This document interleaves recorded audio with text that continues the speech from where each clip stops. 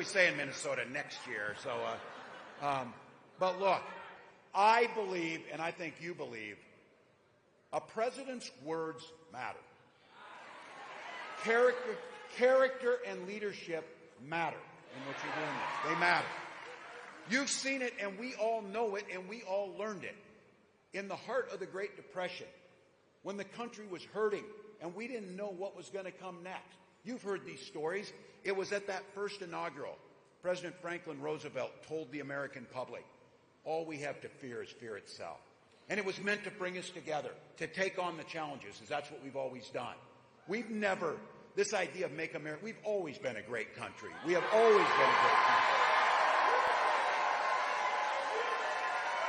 country. When communism was spreading throughout the world, suppressing human rights and freedom and threatening Europe, it was Ronald Reagan who stood there as the Russian Empire and the Soviet Union tried to spread and said, Mr. Gorbachev, tear down this wall. And at a time that the country needs the leadership, during this most important presidential election, at the only debate between Kamala Harris and Donald Trump stood on that stage and said they are eating dogs and they're eating cats. Now, as Americans, that feeling you just got, both the revulsion. Look, if this guy were an entertainer on TV, it might be funny. But it's not funny when it comes from someone who wants to be the President of the United States, because it's dangerous. It's dangerous.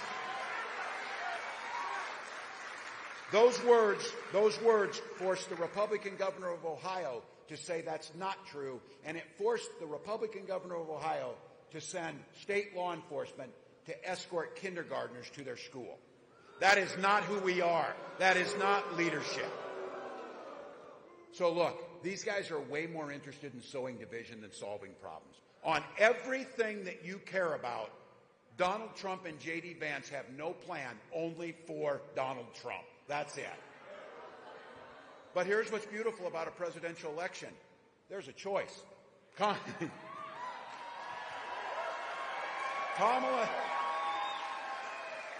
Harris has a vision of bringing us together and getting stuff done. She talks about, and she wants to be president for all Americans. And here's the thing. She's got a record of it.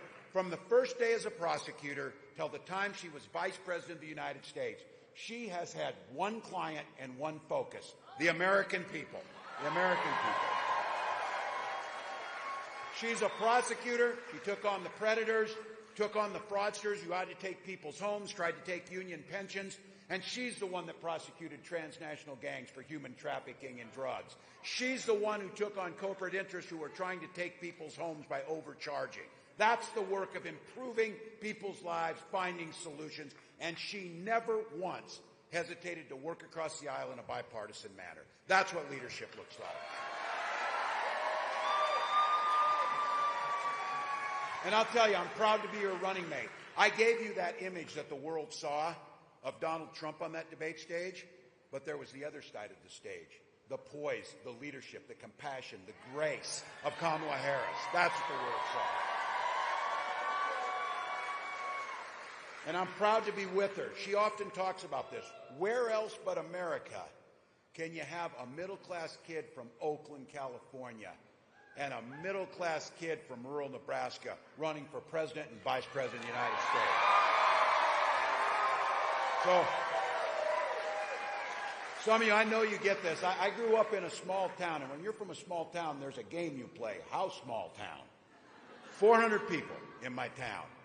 People say, that's not bad, I had 300. And then I follow up with, but I had 24 classmates. That was it.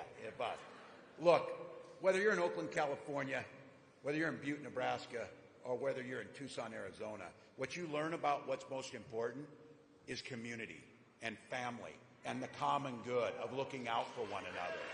That's what you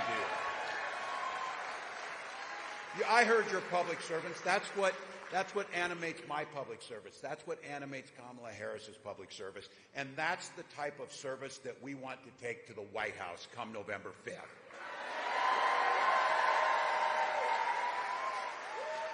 You heard it from the mayor. You heard it from the folks who came out here. You heard Jaime talk about that. The facts are facts. Now, I know for these guys, it's a bit challenging. Facts are facts. We had an election, and they lost in 2020. It's